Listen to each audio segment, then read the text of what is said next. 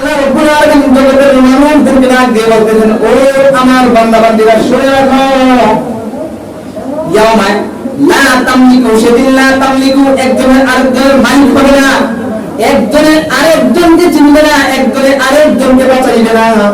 দুনিয়ার মধ্যে যেমন একজন বিপদে পড়লে আরেকজনে বাঁচায়, একজনের সমস্যায় পড়লে আরেকজনে দিয়ে ছুটে তাকে ছুটে আনে, এরকম ভাবে সে কোন সমস্যায় পড়লে তার সমস্যা সমাধান করে। আল্লাহ রাব্বুল আলামিন বলেন, ওই দিন যে এমন একটা দিন, ইয়াউমা লা তামলিকু নাফসুন লিনাফসিন শাইআ, ওই দিন এমন একটা দিন, ওই দিন আমি আল্লাহ রাব্বুল আলামিন সারা দুনিয়ার কেউ কাউকে বাঁচাইতে পারবে না। এই আখিরাতের দিবসটা অনেক কঠিন কি কঠিন না? ওই দিন কি কেউ কারো মালিক হবে? এই বিচারের দিন কি কেউ কারো মালিক হবে? কথা বুঝেন সবাই, কথা শোনেন।